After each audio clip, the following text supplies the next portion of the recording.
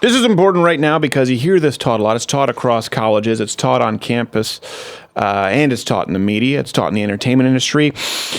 Today, whenever we're talking about the unspeakable acts committed in the name of Islam across the world in record numbers, what is it that we're inevitably told? But the Crusades. All right, don't ever use that voice again. But the Crusades. As a matter of fact, it's so commonly used. Here's a montage. Remember that during the Crusades and the Inquisition, people committed terrible deeds in the name of Christ. Why are only Muslims mentioned in talks about religious extremism? Did y'all forget about the KKK? Westboro Baptist Church, Crusades. We all have the bad seeds in the family. Why? The Muslims didn't go up from Jerusalem and march up to Europe to attack Christendom. No, the Christians marched down to Jerusalem to attack the Muslims. The Crusades and the Inquisition. He went to the big ones, the ones where it's like everybody agrees. Woo, that was f***ed up, wasn't it? And a lot of you probably believe that too, so it is time to get your paper plates, knife, and fork ready because we're about to have a sacred cow cook-out.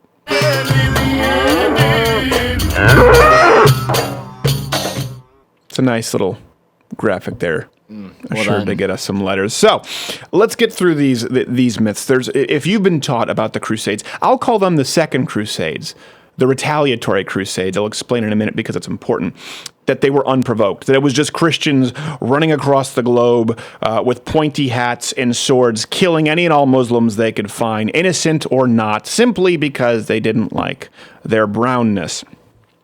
It couldn't be further from the truth. Now, it's important because this is taught in schools across the country. A lot of people believe this.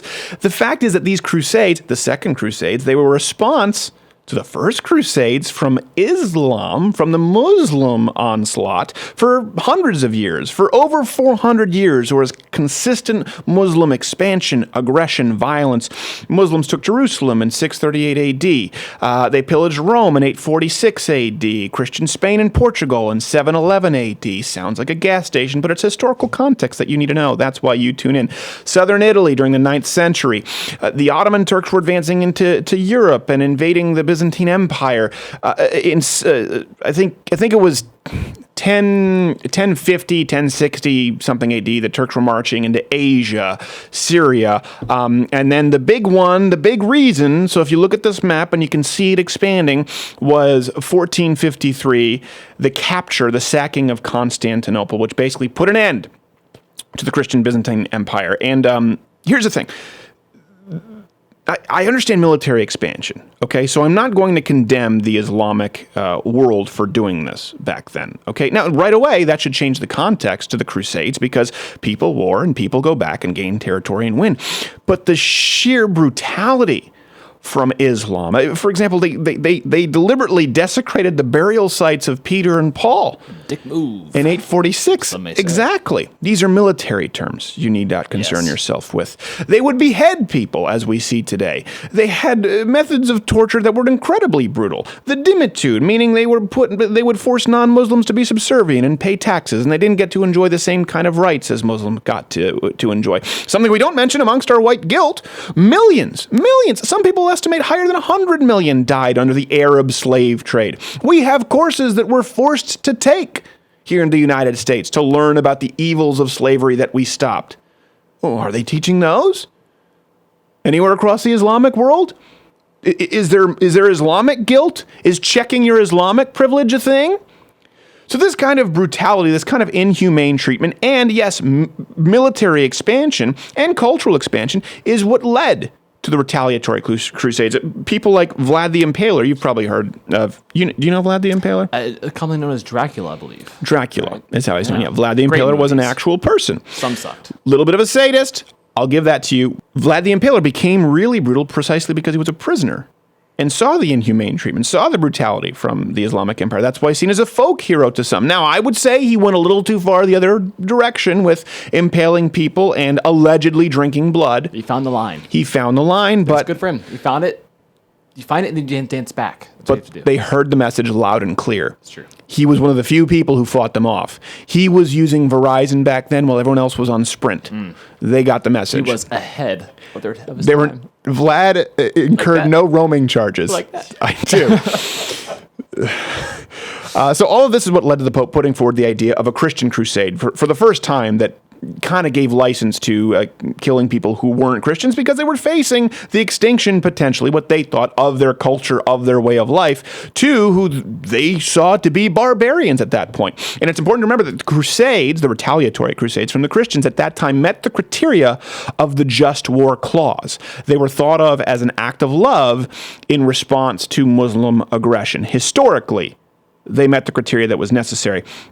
So that's a big myth that we know. Another one that we hear a lot, and that context matters, is that the Crusades are some sort of a source of modern Muslim aggression or angst toward the West. There are terms out there, often parroted by, of course, the Young Turks, Reza Aslan. Did any of you learn this in college where they talked about when Christians took Jerusalem in 1099? I should say took back Jerusalem, which is really what they wanted to do. They'll teach you when Christians took Jerusalem in 1099. No, when they took back Jerusalem. Kind of like when people talk about the War of 67 when Israel gained territory. They don't talk about how many countries, was it Egypt, Jordan, I'm going to remember the third one, were teaming up to eviscerate them, and Israel just happened to kick their asses and took their land for protection. It's left out. So when Christians took back in 1099, you've heard this term, right? That their siege of Jerusalem, blood. They had blood up to their knees. You might have heard it. It's a term thrown around a lot. Even so much so that Bill Clinton said this after 9/11, mind you. The context matters. In trying to be sympathetic and show his tolerance and how progressive he was to the terrorists and terrorist supporters across the Islamic world, Bill Clinton had this to say: "Those of us who come from various European lineages." Can you do it in Bill Clinton? Yeah, try that. Are not blameless. Indeed, in the First Crusade, when the Christian soldiers took Jerusalem, they first buried a synagogue with 300 Jews in it. I was going to say that's unnecessarily dark to do it in a Bill Clinton voice. And proceeded to kill Muslim women, Muslim children, at the Temple Mount. I want to get down to the part where he said, the description of the event describes soldiers walking on the Temple Mount, a holy place to Christians, with blood running up to their knees. The common term, he reiterated it. I can tell you that story is still being told today in the Middle East, and we are still paying for it right after 9/11. First off, that's physically impossible for blood to be up to your knees, of course. And by the way, it may sound like we're trying to take something literally that they meant figuratively. No. They will teach this in college literally, and Bill Clinton meant it literally. Steve Weidenkopf pointed out that this is not only physically incapable, but corrected the record regarding the Jerusalem battle. Standard practice at the time dictated that a city that refused to surrender at the site of a sieging army would suffer any and all consequences of a successful siege. This is why many cities back then agreed to terms before commencement of this siege. It doesn't mean all Muslims did that. They didn't necessarily follow the rules of war. As we've seen now, they didn't really follow any civil rules of engagement. The point is, 11th century warfare was harsh. This shouldn't be a surprise. Yes, the retaliatory Christian crusaders did kill many inhabitants, but the events are not out of the ordinary. And modern accounts, like Bill Clinton, when they throw it out there, they're used to stir up backlash against the West. They're the ones who are stirring the backlash up against us here in the Western world. They're the ones who are encouraging people in the Islamic world to use it as an excuse, because the Crusades were largely forgotten and they weren't used as justification for ISIS, for Taliban, for take your pick for that rule of the day. And here's something I would like to put forward. You know what? Not only is it understandable now, given this context, that the Crusades occurred, the Crusades were necessary. They had to happen. I'm not condoning the loss or the taking of innocent life deliberately, but the Crusades as a military and cultural response needed to happen because they happened precisely to stop the kind of barbaric behavior that you see in the Islamic world today.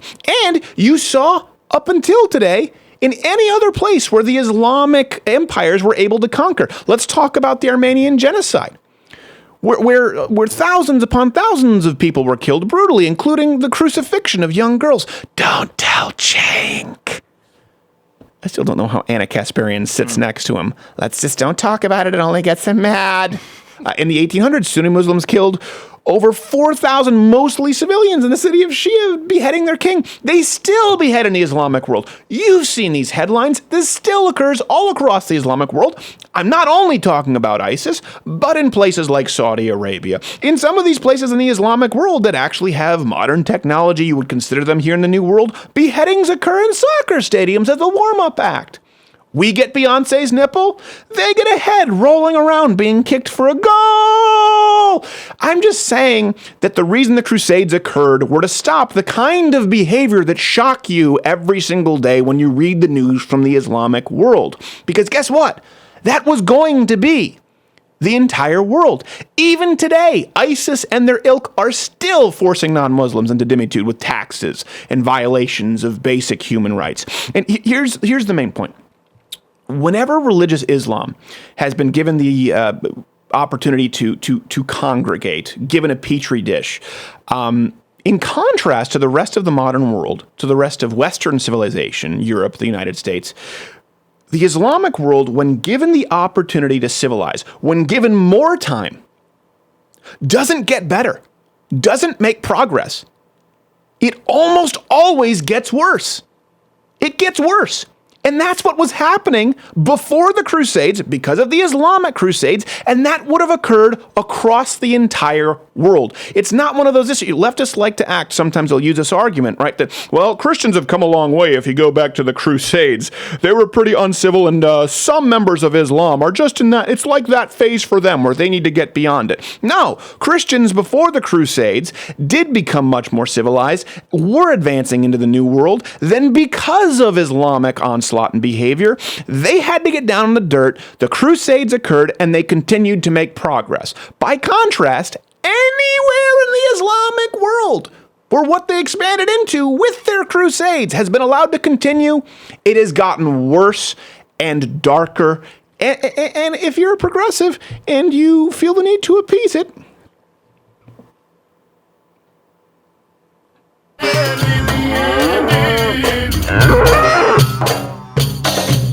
if you like this video, subscribe by clicking the button that says subscribe. If you're not aware of it now, there's no way you're learning the internet at this point. I'm not going to help you. But this was clipped from my daily show, available exclusively to louderwithcrowder.com/mugclub members. If you're student, military, or veteran, entering that promo code, it's less than $6 a month, and you get daily content. No more clips, plus this hand-etched mug. Oh, when I feel it, I got a chill like on the inside.